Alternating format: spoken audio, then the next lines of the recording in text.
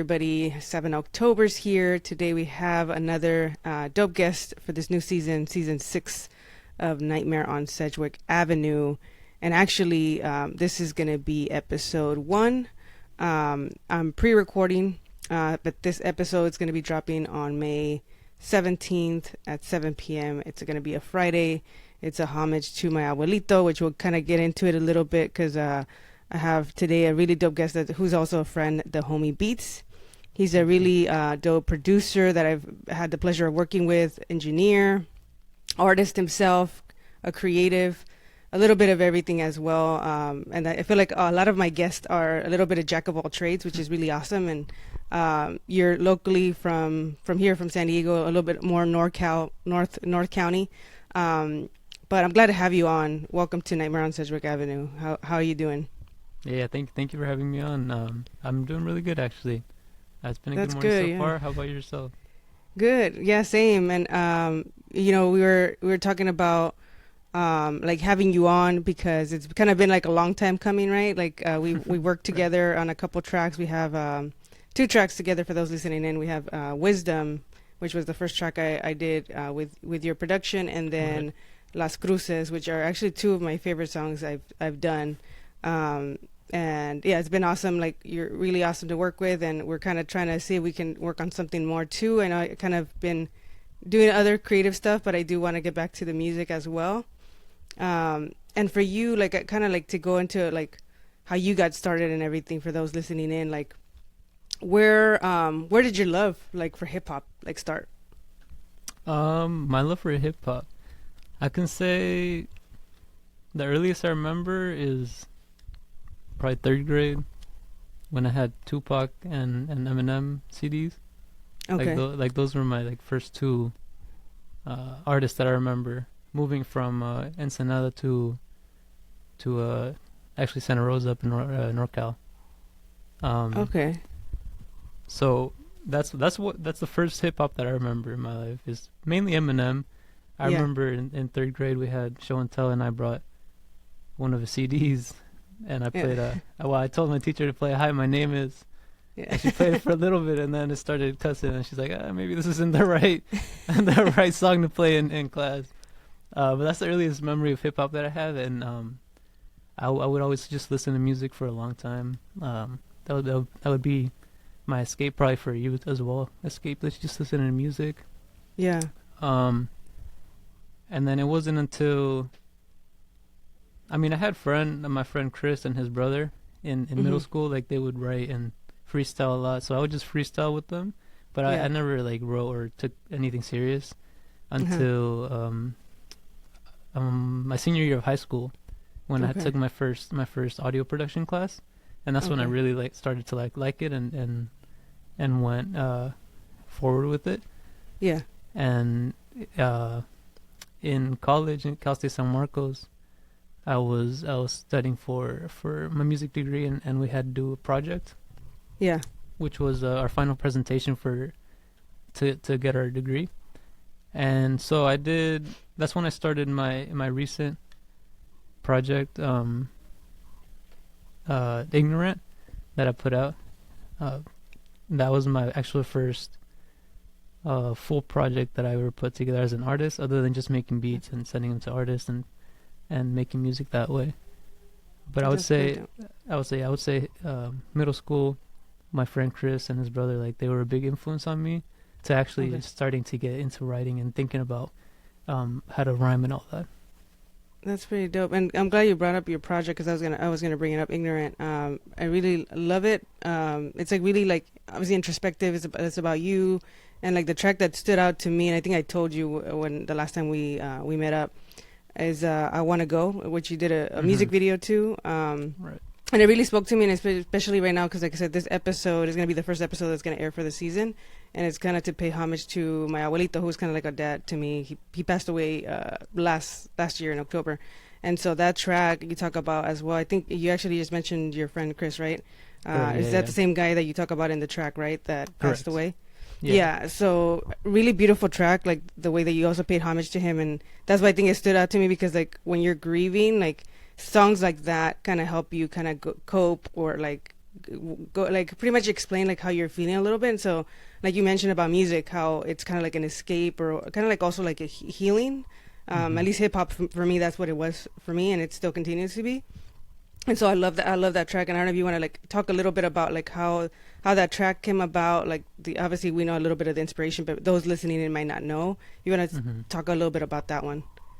Yeah. So I want to go. So that's a track that I created more as a just conversation about in being introspective about just death in general. And my friend Chris, he passed away like almost 10 years ago. So this you know, it's been a while, but I just feel like you said, music is healing. Music is therapy for us that write and play it. And so just thinking back about that situation helped me have things to write about for that song. So it just brought me to that conversation about what, death, we see it as the end, but our ancestors always said that it's not really the end. Yeah. It's a continuation of something bigger and better.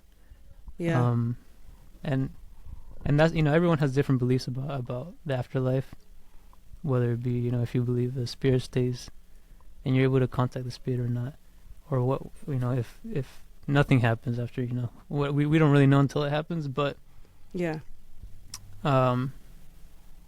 Just based on our ancestors and shamanistic ways of looking at life, like that's what the route that I took when writing this song, just knowing that the spirits are out there and they're guiding us, and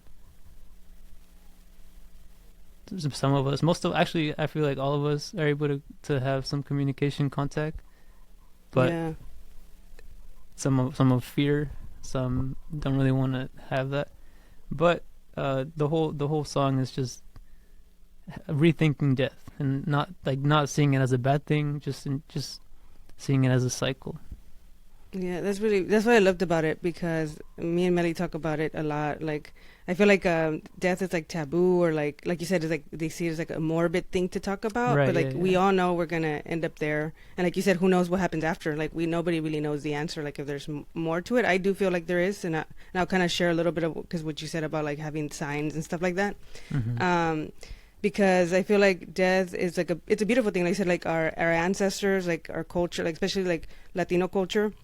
Or like for instance like Mexican, so like having like the Dia de los Muertos, like where you like actually pay homage to the people that have passed on, and it treated like a beautiful tradition, not something that to be scared of, because in reality, like I think society has made it something to like now talk about. And even when I don't know if you can relate, but like I'll talk from my personal experience, like losing two really close people to me, which was my grandparents. When I lost them, like it was kind of like people around you don't really know how to react, because nobody teaches you that in school. And so I was like, I kind of joked around with Melly, but I was like, they teach you about sex, but they don't talk about death. Like it's like, and death is like, it's gonna happen too. You know what I'm saying? Like, so like that's something maybe in 6th grade. Like if you're teaching people about sex, why not talk about death too? Because I feel like nobody's really prepared to talk about that topic. When like when like I know I wasn't, when I would have friends that would lose somebody, I would be kind of awkward, or like I don't know what to say, like what to do, until it happened to me. And then I was like, oh, okay, like, it's like the way you navigate, it's going to be different for everybody. Obviously, everybody like loves differently, grieves differently, but it would be awesome to like talk about that stuff, to at least prepare some people like how to react to when somebody like passes away, right? Or just to be a support system for someone, because I know I wasn't until it happened to me. And I think it's like you have to kind of live that experience.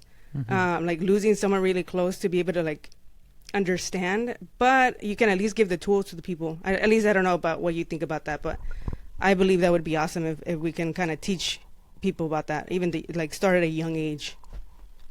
No, I agree with that. I think it would definitely help when the moment comes. Like it would definitely help accept the moment and not try to fight the moment. Because sometimes it can come just suddenly, and sometimes you see, it's like a long, gradual thing that you actually see. Yeah. And so just accepting the fact that it's hard. I mean, it really is hard. But just I feel like accepting, or just even talking, knowing, or not knowing, hearing stories of what we feel the afterlife is. I feel it is comforting. It is. It's especially if you believe that the spirits are still around and you can communicate with them. Like that's even more comforting, because you just feel like, okay, like I just got to figure out how to reach out and how to talk, how to communicate or have them communicate with me, Yeah. But even just living life and going through your days afterwards, you start seeing like little signs or just little things that remind you of them, and that could be in a way just sharing that they're with you.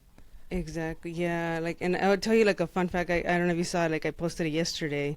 Because as we're shooting this or filming, recording this, it's the 18th of March. But yesterday was the 17th of March, which it would have been. It's literally 2 months from when the first episode is going to drop, because I'm going to drop it on again May 17th. And so the 17th is like pretty. It's been a strong like kind of symbol right now, because that's the day my grandpa was born, the 17th of May, right? So yesterday I ordered something from like Amazon, like some groceries, and I ordered like Cheerios, right? Because I'm like over here trying to watch my cholesterol, because I don't want to repeat the cycle of like my family. But anyways, so when I get the box, like when I bought it, obviously like it shows you like what you're gonna buy, obviously, and it just shows you the regular like Cheerios box. But when it came in, I guess they're doing this thing where like they're trying to like motivate people to like have your family members take care of their heart and all that stuff. And so they have different names on there, like mom, dad, or whatever. But of all the names that it had grandpa, and it said abuelo on the back too in Spanish. And I was just like, and I was feeling like really nervous too, because yesterday was the first episode I filmed for the season, because I'm just kind of stacking them up like I was telling you. And I was like, I don't know, like I felt like it was a sign from him, like saying like it's gonna be good, it's gonna be good. And the fact that I'm also dedicating this season to him too, was just kind of like a full circle moment. It was just, I kind of like even wanted to get like really emotional, because I just felt like that, like you're talking about like the signs, like them trying to communicate with you, just letting you know like they're still with you. Yeah, and who knows if it is or not. Even hearing you say it right now just like gave me like some emotions too.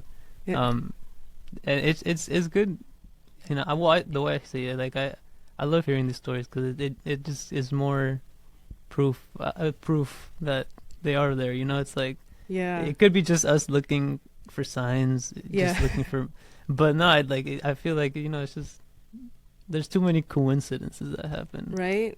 Like yeah, me too, because I thought like of all the words they could have said, I could have said mom, because mom's like the most popular one, but like why did it have to say like grandpa, like, you know what I'm saying, like, and I was like, maybe like you said, maybe like we're looking too much into it, but I was like, nah, that's too much, like that's too much of a coincidence, and that's why like I'm glad kind of we brought that song up, because like I kind of wanted to make the connection of like that track that you created. I don't know if you heard it from other people, and maybe eventually down the road people are going to hear it more.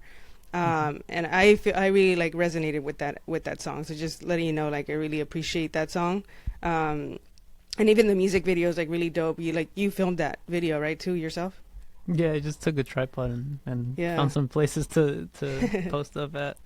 Yeah, I mean, like it's a pretty introspective song, so I was like, it doesn't really need too much on the video side of it. Yeah, and it's dope. It's like it's simple. Like I feel like that's what art is. Like that's what kind of sets you apart from everybody too, because you're like being your authentic self.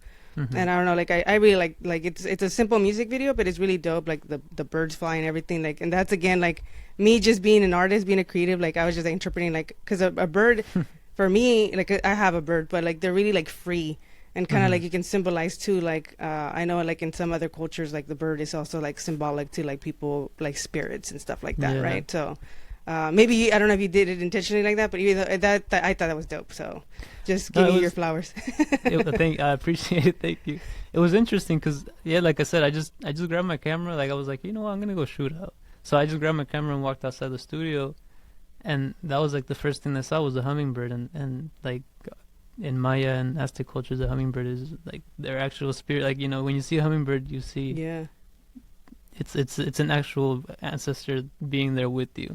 So it was very, so like I just recorded it because that was the first thing that I saw, and And I was like, well, you know what, we're on the right path right now. So I just kept going with the day, and it didn't hit until like I was actually editing the video, and I was like, wow, like it was actually, you know, it was I don't know, it just all worked out perfect. But yeah, like you said, everything has, well, different cultures have different meaning for different things, and we all make our own interpretation of it too. Yeah, maybe it's the same too. Your friend was there, like with you, you know, like because the hummingbird's it's like you said in Mayan and Aztec culture, like the warrior and stuff like that, and also like spirit. But for me, it also holds a special significance because it also reminds me of my grandma, because we used to have a hummingbird feeder in her house. And so it's kind of cool, like all these connections right now. But anyway, I don't want to like spend too much time here. But also wanted to ask you about like what else? Like obviously that track was really introspective and about your personal like lives and relationship with like friendships and stuff like that, and you know grieving and death. But what other things like motivate you? Because you also, like I said, you're a producer. Like making beats is a whole different monster, and I give you props because I know I want to teach myself, but I don't know if I have the patience for it. But what like motivates or inspires like your music, like that kind of like the beat production? The beat production, I feel listening to other producers like The Alchemist, DJ Premier, even Evidence, like they really inspire the way I produce. I would say it's more The Alchemist right now. Okay. But that's what I mean. I haven't really made too many trap or drill beats because that's not really what comes out naturally. So I just let out what comes out naturally when I listen to a sample, and that's where it all starts for me, is the sample. Just listening to it, chopping it up, and then finding a sequence for it, and then I do the drums. But for me, like the inspiration in the moment comes from the sample, but for music, it's, you know, DJ Premier, Alchemist, J Dilla, producers like that. Okay, that's dope. And do you normally? I know, like, you sample, but do you normally like? Is that your favorite type of like beat production, like sampling, or do you also like just doing from scratch? Like, what's your preference? I prefer sampling. I do make some from scratch as well, but I do prefer sampling just because the energy is already there. So it's like taking that energy and reforming it into what I hear, you know, from whatever energy of the song that is. And I do feel starting from scratch, at least for me, it's a little bit harder. Yeah, I was gonna say just actually creating that energy that sticks. Like samples, I don't know. It's just there's something about samples that just are, like I said, they already have that energy. So just finding a way to make it stick together is a lot easier. Yeah, and like making it your own too, like giving it kind of your own interpretation of it, right? Correct. Yeah. Because you know, I mean, because everybody has the same samples to use, like you don't want to just chop it the same way as everyone else. So it's like, you want to give it your own flavor. And yeah, because I mean, how many samples have we heard where they sound exactly the same, right? Like especially the mainstream. Yeah. That's dope. And then kind of to touch on, because like I say, you do a little bit of everything. I forgot to mention to you, like also like a podcast host. You just started your new podcast, Tree of Life. So congrats to that. Thank you. And I love the Tree of Life because I think you've been using that for a while. I think like your email, is that it, right? Yeah, like, exactly. And I kind of want to touch a little bit on numerology because I feel like we kind of have that stuff, like we're like into like numerology, like knowledge too. We talk about our ancestors and stuff like that. But like, how did Tree of Life come about, and like what does like numerology mean to you? So the Tree of Life, obviously, well, I have a little band with the Tree of Life right here. Oh, nice. Can't really see it, but like I just really stuck with that concept, philosophy, because the way it's spoken about, it connects the underworld, which is the roots, and then the stem of the tree, which would be this world, the 3D world, and then the leaves and all that would be the heavenly world, or the spiritual world, however you want to look at it. But I just always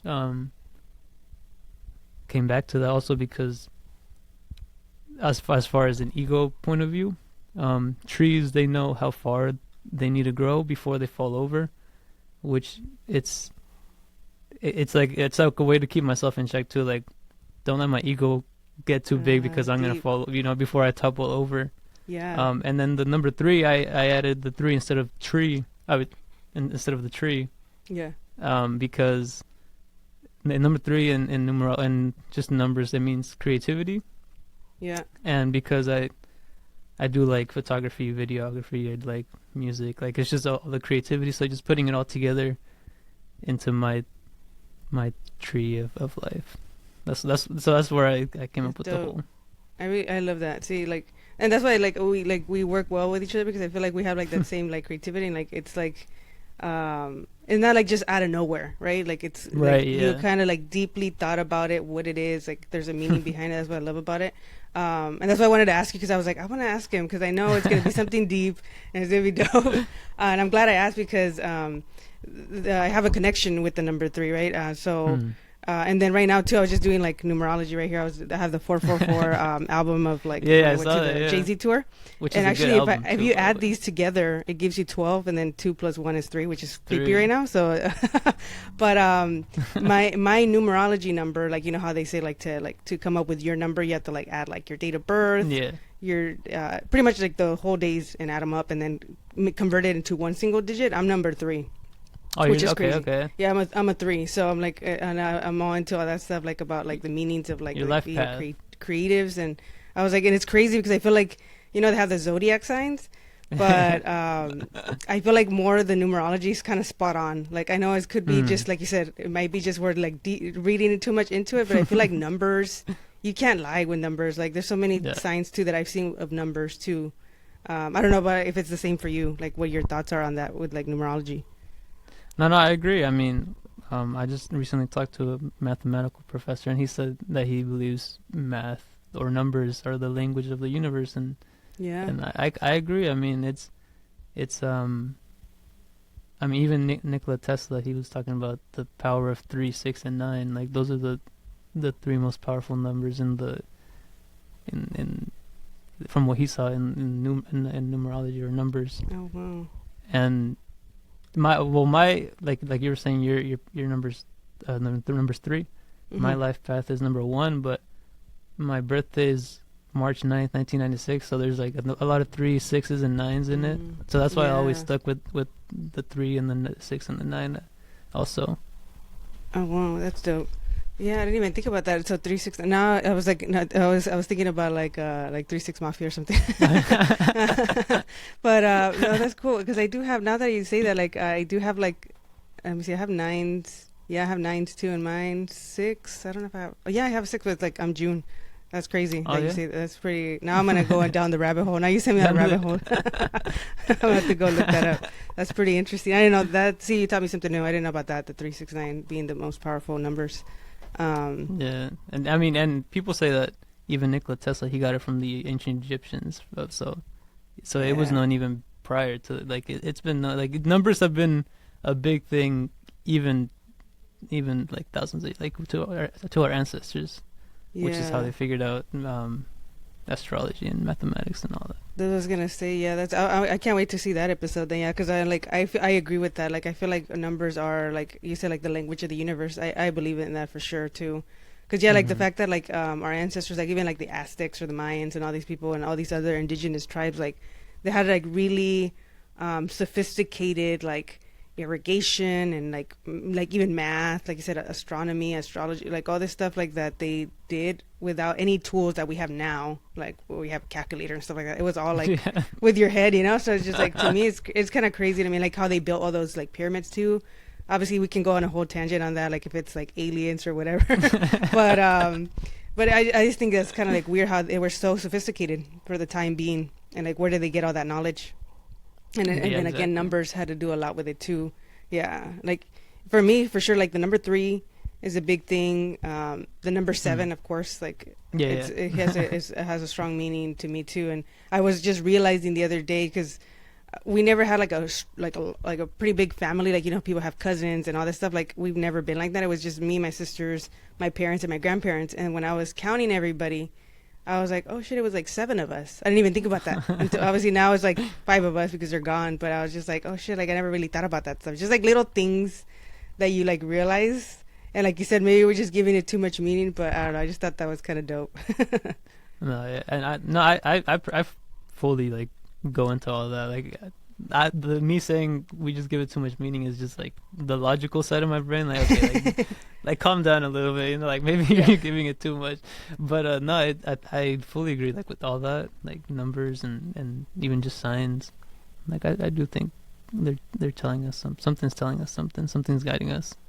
Yeah, because I mean, I'm pretty sure you've seen, because like I said, since we're kind of like aware, like self-aware of this stuff, like I'm pretty sure you've seen it, because I've seen stuff sometimes where I'm like driving and I'll see specific numbers that have meaning to me, at least. Like other people might be like, this girl's fucking crazy, but like I see things, I'm like, oh shit, like, or I'll take a picture of it because it has like, you know, these kind of dates that are remind me of my grandparents or somebody, you know, and it's just kind of like too weird, like I said, too much of a coincidence. So I'll keep believing in it.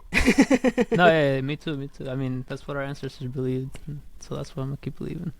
Yeah. No, that's pretty dope. And for the Tree of Life, like the podcast, like, what do you envision? Is it kind of just like talking about kind of like the stuff that you like learning about? Like, because I know you're into, like I said, like, you know, knowledge and all that stuff. And like, I know your first guest, you talked about like psychedelics, which is, it's really dope. It's another topic that we can go on, but like, what do you envision like your podcast, or what for people listening in that you know, to check it out and stuff like that? What can they look for? So I actually took a lot from the Lex Friedman podcast. I really like how he operates his podcast, how he asks his questions, the conversations that he has. And so what I'm doing is I'm emailing professors to see if I can interview them and go more in depth into their field. So just ask more you know, philosophical questions, just questions that come up that whenever I'm researching, whether it be math or physics or whatever it's going to be, and getting their expertise on it. I mean, I don't. It's more of a open conversation, like a lot of what ifs, or like, what do you think of it? You know, like just a lot of trying to connect the dots. Okay. And just seeing what information also I can learn from them, because I see this as a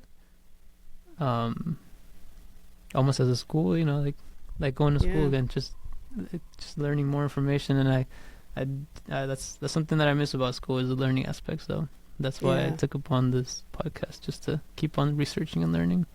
That's pretty dope, man. Congrats on that. Yeah, it sounds really interesting. I like that, because I don't think anybody in this space, like, especially you come from like the hip hop, you know, community. So it's kind of cool, because who knows, like people that are following you are seeing this stuff, you know, like, and it might not be like somebody would be like, oh, a producer has this type of podcast, like that shit. I think it's dope. You know what I'm saying? Like, and then you learn stuff, because you're like, you maybe would have not even like been looking at that, you know? Right. Yeah. So that's really interesting. Yeah, I'm excited to see how your season unfolds and everything. But yeah, and then I'll share it. Just feel free to like send me the link to your YouTube, and when I drop this interview, we can put it in the description so people can check out your podcast. Thank you. And for you, like, what about for this podcast? Like, what do you see with this podcast? Yeah, like, so good question, because I know, like, I kind of was just kind of, you know, trying to do like hip hop horror and stuff like that, and I still obviously want to do that, but I kind of want to go more into kind of like leveling it up, because this is already the sixth season. It's crazy to me, like, that it's still been going that long, but I kind of still want to make it more of a show. I remember I was kind of telling you, like, I kind of want to make it more of a show. So this season is going to be more of a podcast show. So I want to have like segments. So like, we'll have like the interview, like, you know, you as a guest, and then after that, like breaking it into either like a movie review or an album review that I'll do for like either a hip hop album, rap album, or like a horror movie TV show or review on a movie. And then even also I was thinking of doing like a artist spotlight or something like that for San Diego, because I feel like I know a lot of people that might not necessarily be into like hip hop or horror. And so I was like, I still want to show love, you know, even though you guys are not like might be fans of this stuff, but there's like really dope artists like here in San Diego. And so I was like, show love, and even local businesses too. So doing maybe that, like a short little thing where like I do artist spotlight for like 5 minutes or something, and somebody just kind of gets on and explains what they do. And even kind of incorporating my vlog, because I feel like I do too many things. So I'm like, I want to just kind of encompass it into one thing, so I don't have to be doing multiple things. And it's just like in this, like the Nightmare on Sedgwick Avenue show kind of, And so since I go a lot to like hip hop stuff or like horror stuff, I was like, I can just record like a little segment of me going out, and it'll be like the Book of Seven, kind of segment, and then it's like an hour, pretty much an hour podcast to encompass like a little bit of everything. So that's kind of what I envision, and we'll see what happens. But yeah, I like that. yeah. So hopefully it'll be cool, and yeah, and then the guests obviously like I'm trying to get more guests that are still in the hip hop and horror community, and I want to still continue to do like the independent. So that's why I kind of want to show love to you, like, because I feel like that's where like I come from anyways. Like that's how the grassroots of this podcast was. Like I show love to independent artists, but I also have like people that I look up to or like that I grew up listening to, like the Chino XLs, the RJ Paynes, like all this stuff, which is really dope to have because of course as a hip hop fan and even as a horror fan, like I've had like really dope directors too. So I still want to have like big guests, but I also don't want to forget where I came from. Like I said, like I don't want my ego, and I think I'm pretty good about that. And you can correct me if I'm wrong, but I feel like I've just always been me. Like I never try to like be anybody else. Even if I've had like big guests, I don't think I'm like the shit or anything like that. I just love I just love doing this, like talking to people, having these dope conversations and see where it goes, like, cause like right now we just talked about like already so many things like so many different numerology, like, but it's dope because it kind of all connects, and I think kind of to connect it back, like I feel like hip hop and horror, that's the reason why I love these two cultures, because they have like more things that they're alike than they're different. And I feel like even talking about death, I mean, in hip hop they talk about it, in horror they also use creative ways to talk about it. So I kind of like all kind of full circle right now, like trying to connect it. Like I feel like that's why I gravitate towards those two cultures, because they have like no filter to me, like no censorship. And that's what I think I love about hip hop and horror, because it's just creative ways of like talking about like the shit that really goes on in society. And I don't know, like, and I kind of want to push it back to you. Like, what are your thoughts on that? Like, as far as like hip hop, I know we haven't talked a little bit about horror just yet, but what are your thoughts about that? Like about hip hop and horror, like the commonalities or maybe the differences that they have. No, that's an interesting common thing that you bring up about hip hop and horror, about them speaking about death in different ways. That's I never thought about that. That's interesting. But I feel like you said, the rawness of them, like that's what draws me to hip hop too. It's just like you just get raw life, whether it be exaggerated or not. Like you get more of the rawness than the filtered. And I feel more people can connect to that, which is why I feel like hip hop is worldwide now. Everywhere you go, there's hip hop. And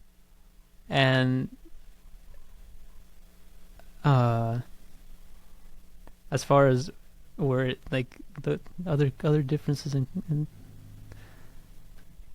I mean, even in hip hop, we like playing characters. Like there's Ghostface, there's Ghostface in the Wu-Tang. There's characters. I mean, Tech-9, he plays a character. He hops in, like Eminem, Marshall Mathers. So there's like we all like playing characters, and that's like I see it as our way of exploring these topics and talking about these topics. You put yourself out of it, but it's almost like you're tapping into a different source to explore the topic. Yeah, that's like the little kind of like alter egos or whatever, right? Alter egos. Yeah. And even I mean horror stories, like it's like I like watching them to see like where could they have gotten the stories from, like what's the little bit of truth in these stories. I don't know. Yeah. I'm a big believer in spirits and interdimensional beings. So like when you see ghost stories or ghost movies and all that, like I'm like, like what could Yeah, I know. And to talk about that, because I know we kind of skipped a little bit about like the the psychedelics and stuff like that. Because I mean I've used like as far as like micro dosing, right? Because it's good for you. And some people do like the heroic stuff, which I'm not at that point yet. But for you, like, have you had those like experiences? Because you said about like interdimensional like beings and stuff like that. And And I've had people that I've known that have done like trips and stuff like that, and not just maybe mushrooms, but other stuff, that psychedelics, where they all kind of say, and it's creepy because it's the same experience. And I've even watched documentaries. So it's not like it's somebody making it up. It's even like with like when you say about like horror stories too, like where they say like, I don't know, like sleep paralysis, for example, where like they all say that they see this old hag thing. And I'm like, but it's the people from like all over the world and they have the same experience. Same thing with like psychedelics. So for me, like it makes me believe, yeah, there is like another side to it. And I don't know if you want to kind of expand on your experience on that. Yeah. So first thing, I mean, whenever it comes to psychedelics, I always say, like you gotta be. I always recommend doing your research on the psychedelic that you're gonna do. One, because that way you know what you might encounter, what could potentially happen. And two, because me personally, I think each plant medicine has an actual spirit behind it.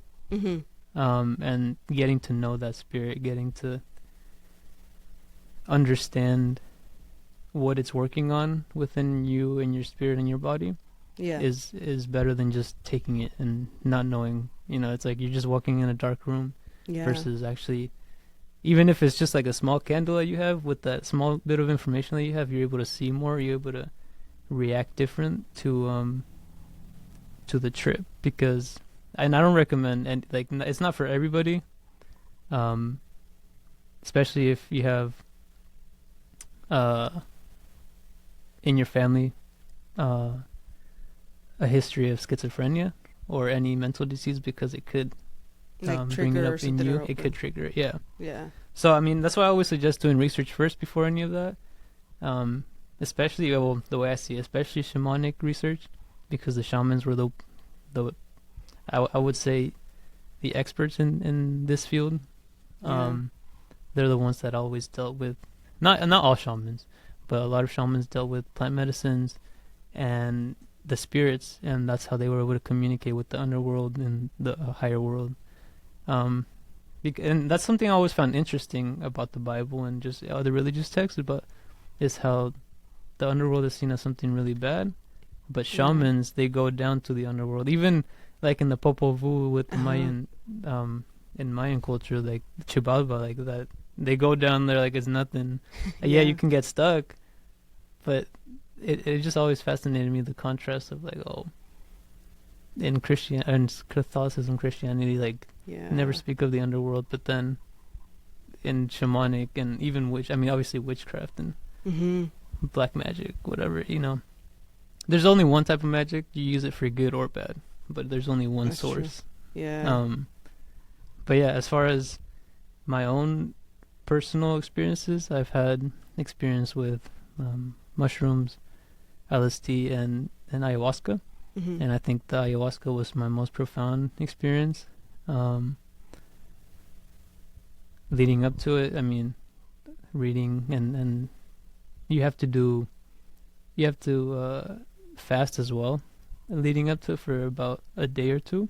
Oh wow. And you can't have sugars. Like there's a lot of dietary restrictions that you gotta have. So just taking it as serious as you can with any type of psychedelic. Just knowing that you're in the presence of a higher spirit energy, and having that humbleness, and so that's why I feel taking it in at raves or parties and all that, like that's not the right environment. Yeah. Whether it be out in nature or with somebody that has had experience, so they know what to do when they're taking care of you, or by yourself, and if you know how to handle it. But that's by yourself would be the most profound, because you're just able to go in deep and explore. But that's why I always suggest at least having some sort of information about how shamans use plant medicines, because like I said, they're the experts, and so you want to learn from the experts. Yeah, no, that's and it's really dope that you said that about, like, the people that use it like kind of like more recreational, like, or like fun. because like a lot of these things are like really like you said, like they've used by shamans. Like it's more of what I'm trying to, like the word I'm using, like more sacred, right? Sacred. These Yeah. are more sacred, like these plants or these like actual things that cause you to have these things, because it's like you said, and at least for like their ancestors, they used it for more deeper meaning, like either to like speak to the other realm spirits or whatever, to get like some sort of message or different things, right? And every culture is different, but it's almost kind of like the same actually. If you like do the research, it kind of, it's all connected, right? And so it's really like important. Like I love that you said that it's like do your research, because and then everybody's body's different too. Like like you said, like if you have history of mental stuff like in your family that you might not even be aware of or stuff like that, it's something that should be taken like seriously, not lightly. And I think, like you said, a lot of people have had like really, like you said, deep like messages, because I feel like it is from like the other world or whatever you want to call it, because it kind of allows you to see more stuff that we can't see with our, like, 2D 3D, whatever you want to call it. Like it's more like fifth dimension or whatever, like another, it's another like like I don't know, like taking the veil off, right? Is what from what I heard. And I don't know, are you able to, like, do you want to share your experience, or like a little bit of like the one you had with ayahuasca, if you don't mind? Of course, yeah. And before that, like I just recently, while doing research for math, like I came across this story, which kind of speaks on the dimensional aspect that you were talking about right now. Yeah. And it's a 2D world, and there's a square, so it's like just a square, but it's a 2D world. And then all of a sudden, like he sees a circle getting bigger and expanding. So, but he doesn't know what it is until the circle pulls him out into the third dimension, and he's able to see that the circle is actually a sphere, and it's not just a circle on here that the square is able to see, but he pulled him out. He's actually able to see the sphere that's going through the dimension. So that story.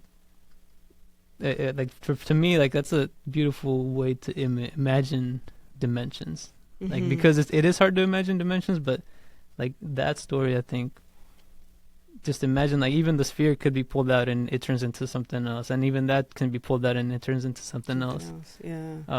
So that's just an easy, like that's a good way to imagine when talking about dimensions. That's a good analogy. And that's what could happen when you're taking these plant medicines, that you're getting pulled out of your dimension, and you're being shown, like, okay, like this is what's actually what else is going on around you that you can't see, that you can't notice, that you can't picture, because our mind doesn't live in that dimension. But back to ayahuasca, I mean, to me, like that, like I said, I had to fast, and I had to stop smoking. I had to diet in with certain type of foods. But at the day of the ceremony, going up and taking it, like I took the first cup, and I don't know, I felt really weak. I felt really shaky, almost as if like scared, like the ego scared, like, if you think about it like that, because it's a psychedelic trips always are an ego death, so it was almost like the ego was scared.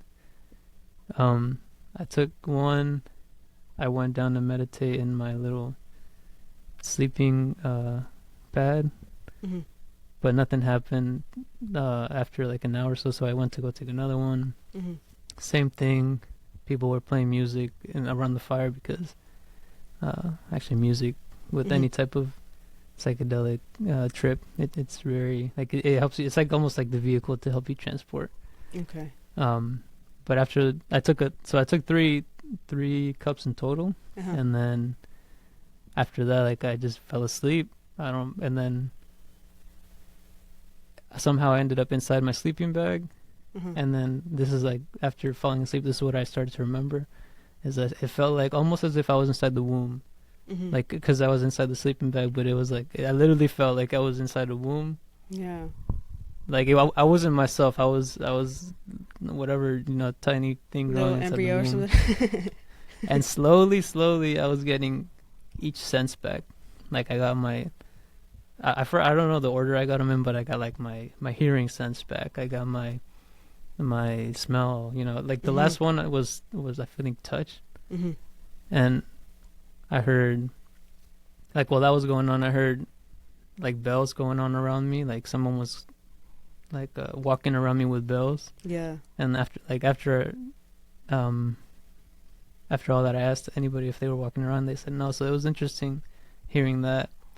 And then, so as soon as I was being almost born from the embryo, or from the yeah, like that's when I woke up and came out of the sleeping bag. Like it just all happened all at once. Like I didn't think about it. It just all happened all at once. Yeah. And then like you really get an appreciation for everything around you, like nature. Like even just holding the dirt in my hand just like felt, I don't know, it literally felt like I was a kid just like being born. Yeah. But with this body. And then while I was inside the sleeping bag and all this was going on, like I kept, like I say because it was my voice, but I think it was something else saying it through me. Yeah. And it was saying, no soy mejor que nadie, todos somos iguales, pero pensamos diferente. Prende tu luz y refléjala entre los demás. So I'm not better than anyone. We're all the same, but we think different. Turn your inner light on, and reflect it upon everyone else. And they just kept repeating and repeating and repeating that. And in between, I would be like, and repeat it, and But this was like very unconscious. Like I don't I remember it, but it wasn't me. To my knowledge, it wasn't it's me something doing else, it. like talking through you or to you. Right. Yeah.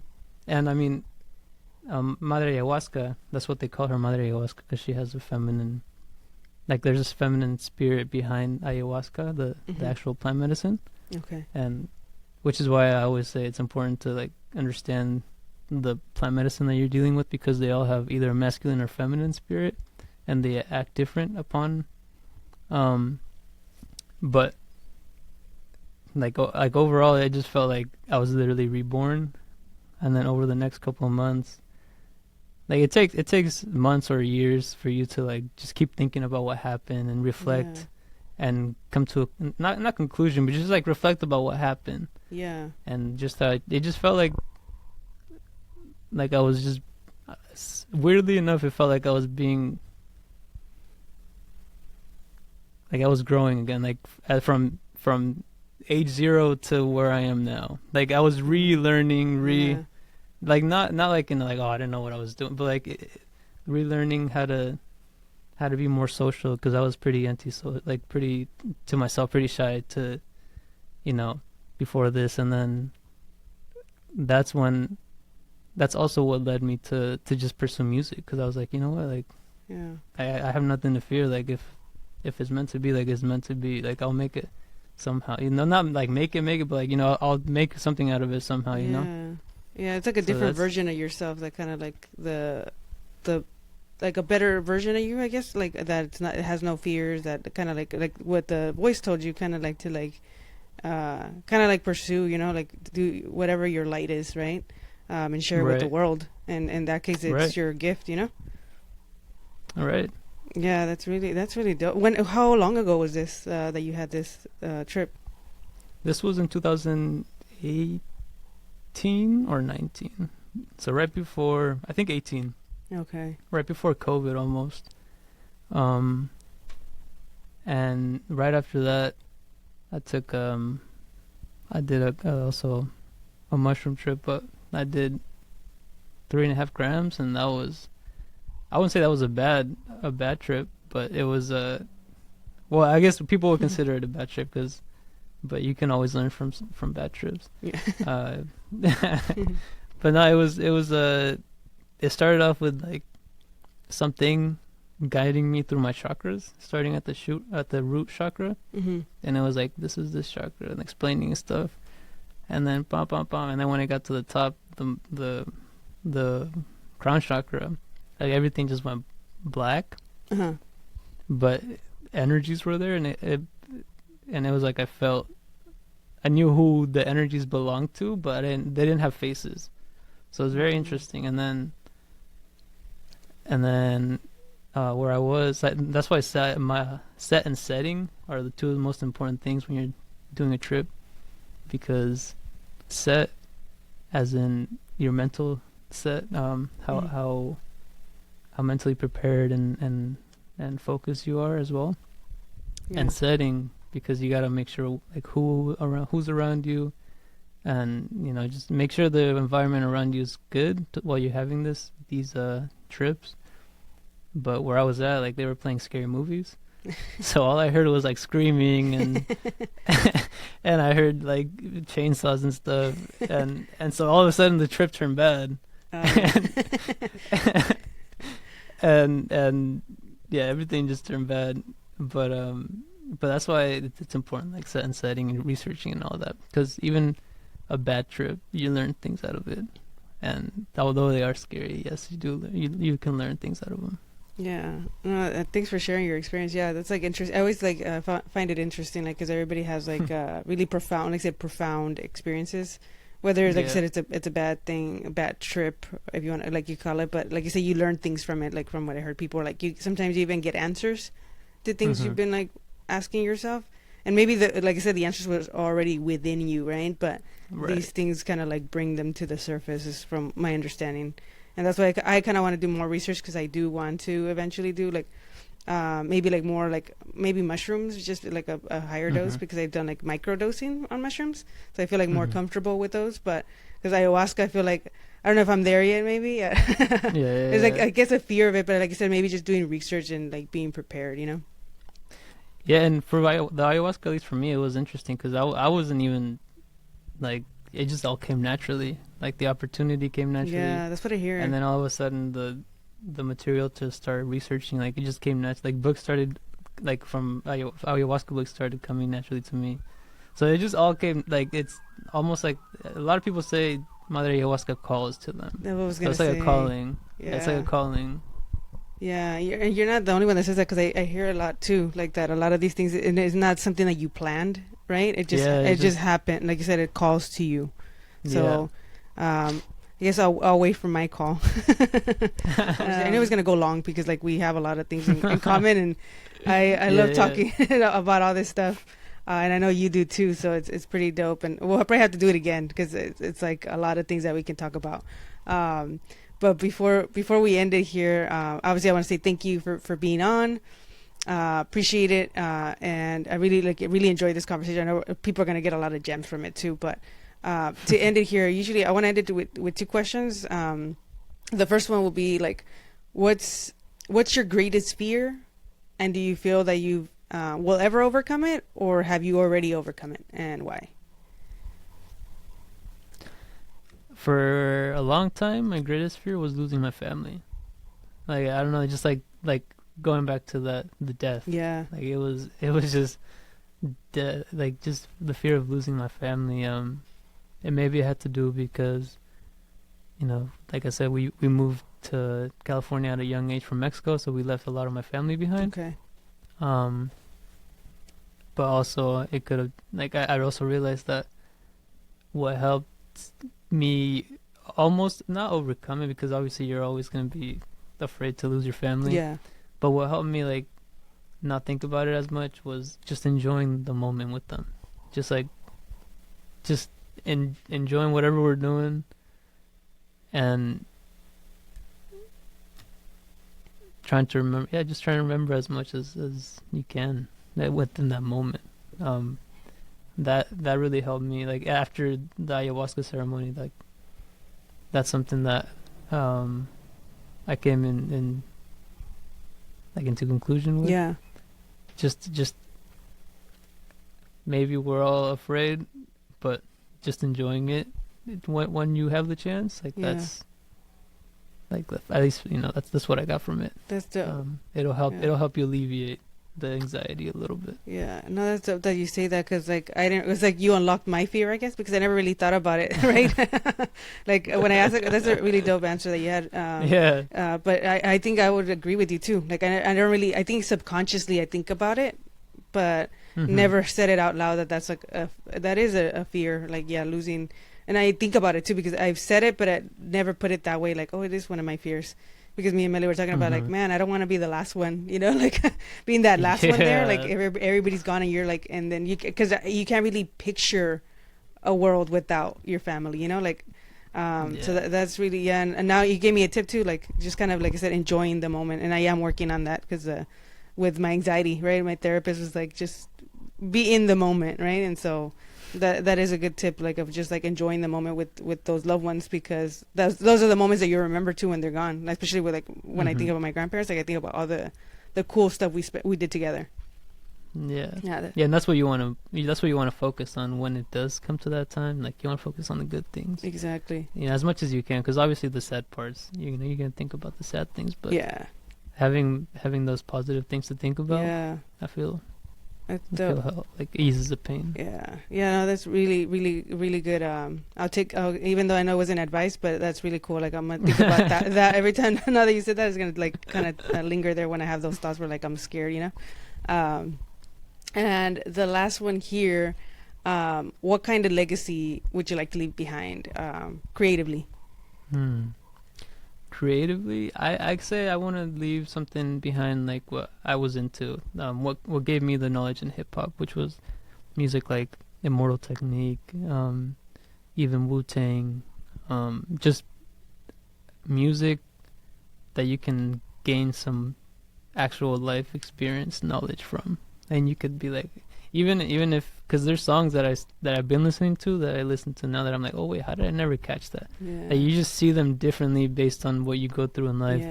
So just creating music or beats that take you to either a good memory or like just let you feel good or give you like I said, some sort of knowledge, something you can get out of the song.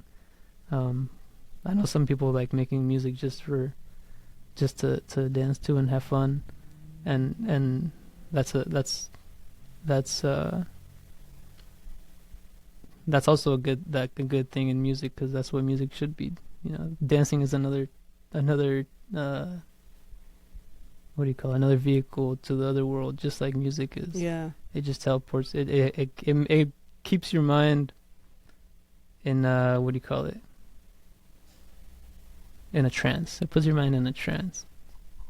So any type of music is good, but for me, leaving, I guess, what I've learned in life, putting it in some sort of art form and leaving it for somebody to discover. That's pretty dope. Yeah, man. Well, thank you again so much. It was really like a really dope conversation, and I'll kind of end it this way, like kind of like with the conversation we had about your trip and what the message you heard from whoever it was like a higher calling. Keep sharing your light with the world. Really enjoy like working with you. You're like a really dope human being, just not like just a producer, but you're really a really dope human being. But thank you so much for being on today. Thank you. Alrighty, peace. What's up, everyone? 7 Octoberz here. Welcome to Nightmare Cinema, where I talk about my favorite horror films or horror TV shows. And today I want to talk about a dope film that dropped a couple days ago on April 12th on Netflix, called Disappear Completely, aka Desaparecer por Completo. It's a Mexican horror film. I've been anticipating like a dope horror Mexican film, and it finally, in my opinion, it delivered. If I had to describe this movie, it's like a mixture of like the Nightcrawler with like Jake Gyllenhaal, and Drag Me to Hell mixed with like a little bit of Thinner.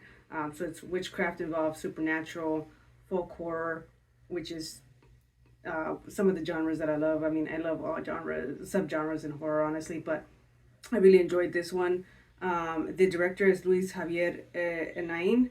Actor that plays the main character, Santiago, it's Harold Torres. And pretty much the premise, kind of like from letting you know what films it reminds me of, you kind of get a little bit the gist of it, but it's an ambitious photographer who is kind of like has really no morals, I guess you can say, because he just wants to be the first one on the scene to take these pictures and kind of like to further his career a little bit, and also I think like just the ambition of like making money off of it. It doesn't really say, but that's kind of what you interpret. At least that's what I interpreted from the character. So he's like a real like anti-hero, but pretty much kind of what sets off the story is he goes to this crime scene. He pays one of the local cops there to like let him stay before they call the other local authorities so they can pick up the body, and it's like a politician. And he's taking pictures, and pretty much like creepy shit starts happening, like supernatural stuff. I won't give it too much away because I want to do non-spoilers. I want people to check it out. But from there, he kind of goes down the rabbit hole, and he also starts losing his some of his five senses. It starts with like losing his sense of smell, his sense of taste, his sense of hearing. And I really loved the way this film was like shot. It was beautifully shot.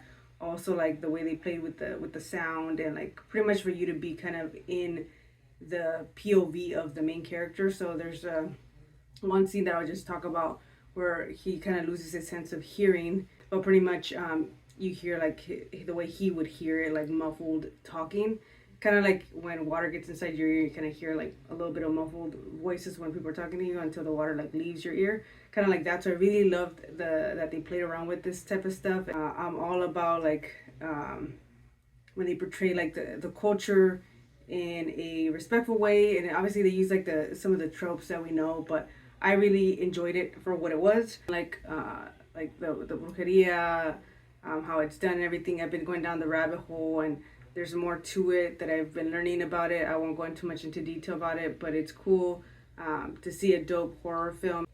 I like how they kind of also like brought up some other the undertones too, of like the politicians and brujeria, and also how it's really common in Mexican culture. Whereas like instead of you calling the doctor, you call like a curandero, or you go to the curandero, you go to a brujo or something like that. It's something like it's really like common. And so I really love that they depicted it in that way as well here. And yeah, I really enjoyed this film. I recommend it. Let me know what you guys think if you've already seen it. We can talk a little bit about it more. Again, I don't want to give any spoilers. If you plan to see it or anything like that, comments, all that below. Be appreciated. Thank you for tuning in.